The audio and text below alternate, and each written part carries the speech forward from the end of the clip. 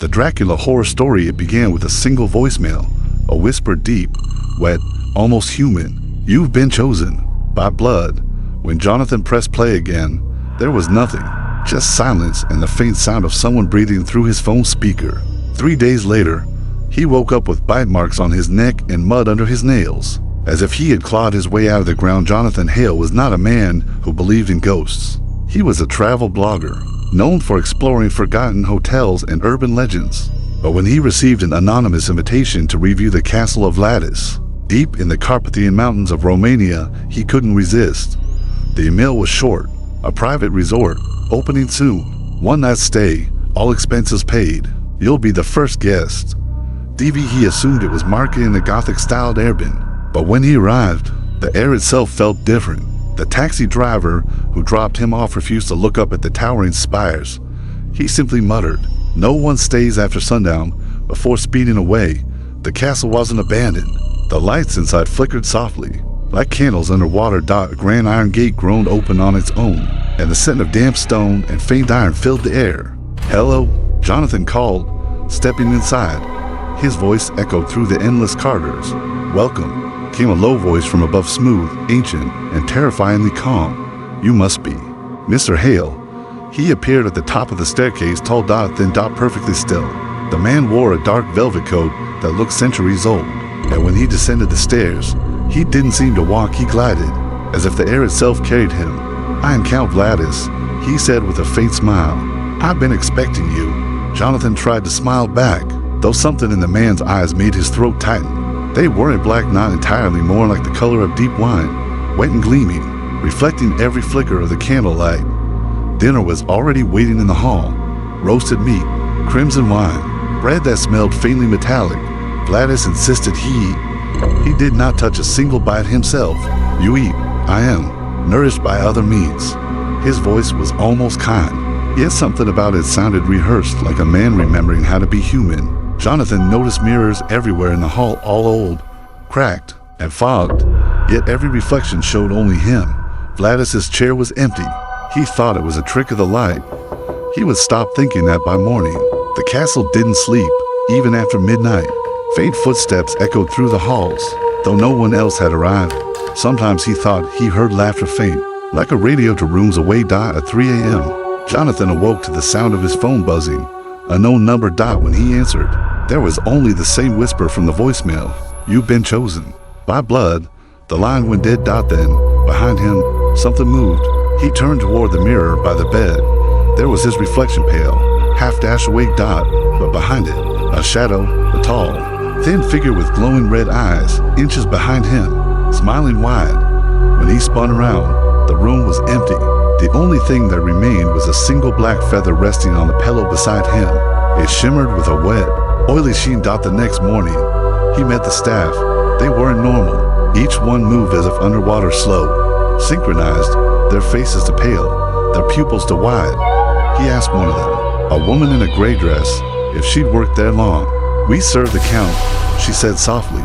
"We always have." Her hands were trembling as she poured him tea. That's when he saw it.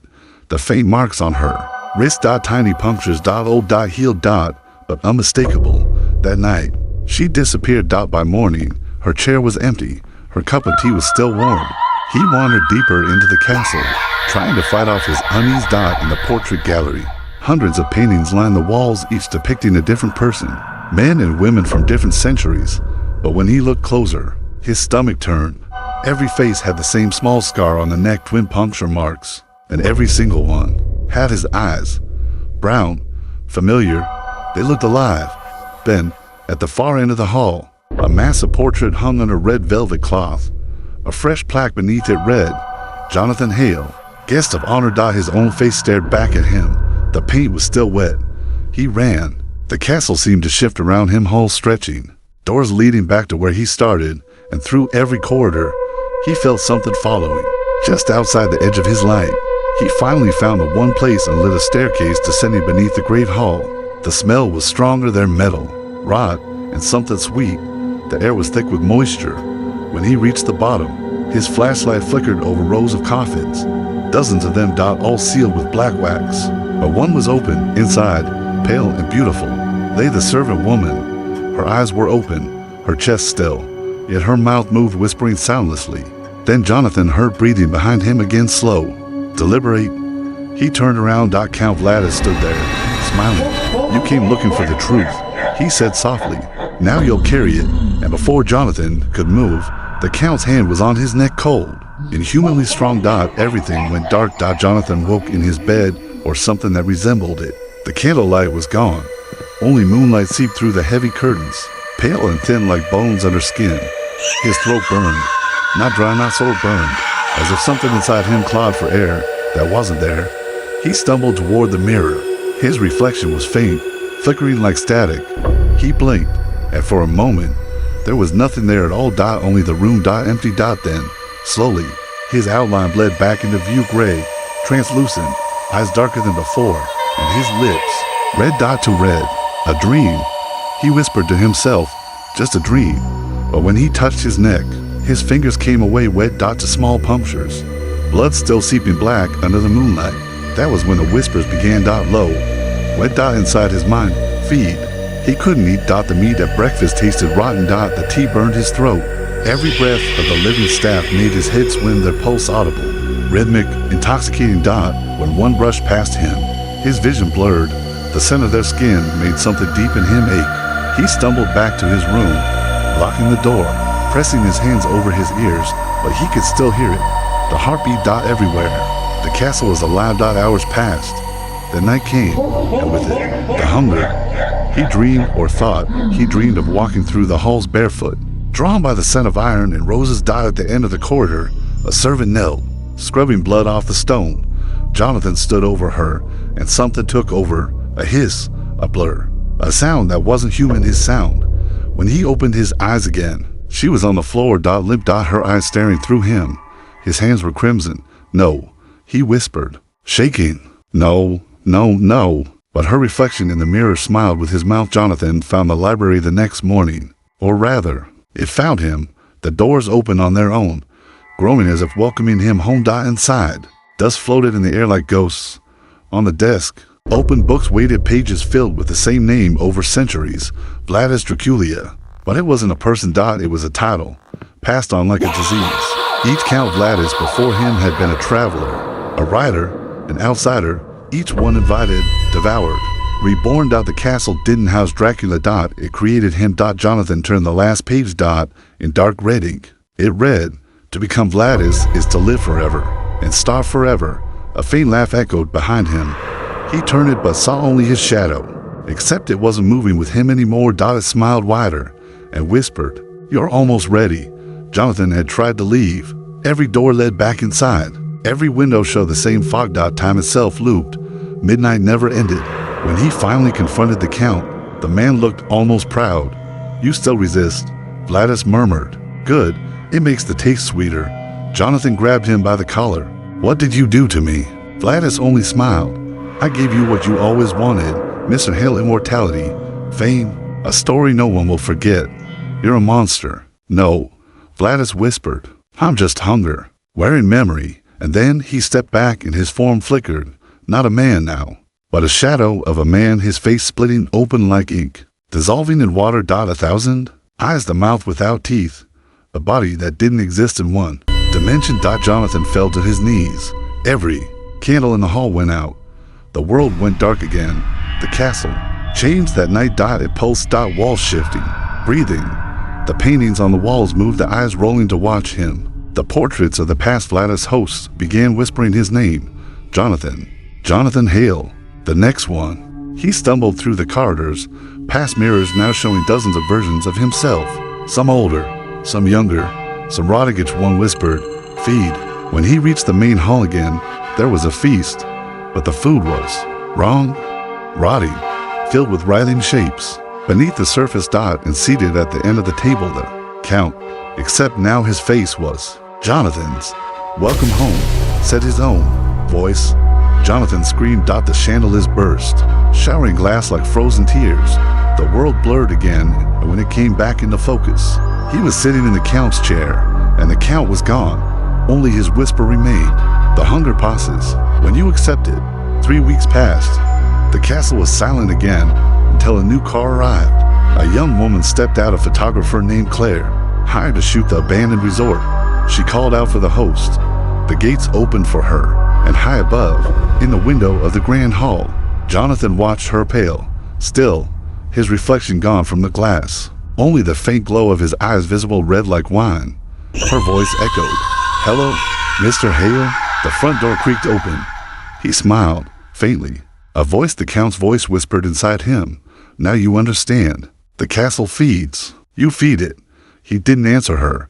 He just waited in the dark, listening to her footsteps. And when she reached the dining hall, the candles lit themselves. "Welcome to Castle Vladis," said Jonathan, his voice low and almost kind. "I've been expecting you." Claire adjusted her camera lens, her flashlight sweeping through the endless marble hallways. The castle was silent except for her own breath echoing off the walls. Every photo she took came out. Wrong dot shadows leaned toward her, dot faces appeared in the corners where no one stood, dot in one frame. Behind her reflection, a faint silhouette smiled, "Probably just dust," she whispered, laughing nervously, dot "just old glass." But when she checked her camera again, the shadow's mouth had opened wider. Now there were teeth somewhere above her. A piano began playing on its own. Claire froze. That melody, she knew it. Her grandmother used to hum it. But how could it be playing here? She followed the sound upstairs, her boots echoing on cold stone. The hallway stretched far too long. Every step she took multiplied, like footsteps following behind. Finally, she reached a grand study filled with antique mirrors. One of them was covered in dust except for a clear handprint on the glass. She raised her camera, clicked off, flash dot for a split second. Her reflection blinked after she did, and there behind her shoulder stood a man, tall, pale, eyes glowing faintly red. He smiled at her through the glass, though he wasn't in the room, dot, and then he whispered, through the reflection, "Welcome home, Claire." She ran, tripping through a hallway lined with portraits. Each painting showed the same figure, a man in a black suit, with slight variations. Different faces, same eyes, dot. As she passed, their eyes moved, their mouths began to whisper. "Don't look back, he's behind you. Don't scream." Claire spun, flashlight trembling, and for a moment, there was only darkness. Then a voice, low and warm, like velvet. "You shouldn't have come here alone." Jonathan stepped from the shadows. He looked human to human until she saw the faint gleam of his fangs. "You're Jonathan Hale," she gasped. "The writer. You disappeared 2 years ago." He smiled faintly. "I never disappeared. I simply stayed." He reached out, brushing dust from her camera. "Do you believe in curses, Claire?" Jonathan led her into the great hall. The table was laid for two, though every chair was filled by mannequins dressed like nobles. Their porcelain faces cracked, frozen in silent screams. Candles lit themselves as she entered. Wine poured from empty air into her glass. "Please," he said softly. "Eat. Drink. I'm not hungry. You will be." Her reflection in the wine wasn't her.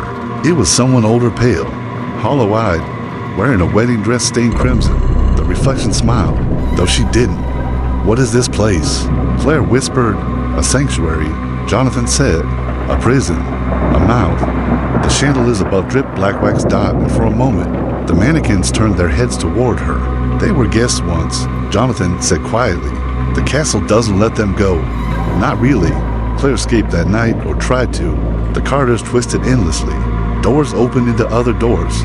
The air grew thicker, like syrup. Finally, she found a stairway spiraling down. The scent of iron filled the air. When she reached the bottom, she found them hundreds of coffins lined neatly like books in a library, dot, each with a name carved on the lid, each one marked Vladis. Some were old, some were recent. The newest one read, Jonathan Hale, dot, and inside Jonathan's body, still, cold, perfectly preserved.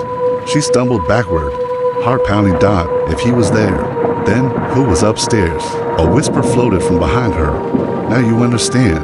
She turned, and standing there, pale and smiling, was Jonathan, dot, the same, but not the same, dot, something vast and ancient wearing his face. Claire ran. Every hallway she passed changed shape, mirrors stretching, glass melting, dot. Her reflection reached out, fingers brushing hers through the surface. When she looked away, her reflection did, blood seeped from the walls. The air smelled of ash and roses. The moon outside turned red, dot, and beneath the sound of her heartbeat, she heard whispering, hundreds of voices murmuring in unison, "Feed, feed, feed." At the top of the stairs, she turned, and there he was, dot, Jonathan, or what remained of him. His face flickered between human and monstrous, eyes bleeding light, skin peeling back to reveal something infinite beneath. I tried to stop it, he said. I tried to starve, but hunger is stronger than guilt. He stepped closer. Now it's your turn. Claire screamed, the sound echoing forever. She grabbed a silver shard from a broken mirror and slashed. Jonathan staggered back, snarling, his reflection shattering into 1,000 faces. But the castle reacted, walls pulsing like veins, dragging her back with invisible force. The candles flared, bursting with red flame. Jonathan lunged, not out of anger, but desperation. I'm sorry, he whispered. It needs blood to survive. She felt his teeth on her neck, the cold sting, the dizzying pull. The world went black. Morning. The castle was silent again. A soft fog curled through the broken windows. Jonathan stood by the coffin room, staring down at a new name carved into the lid.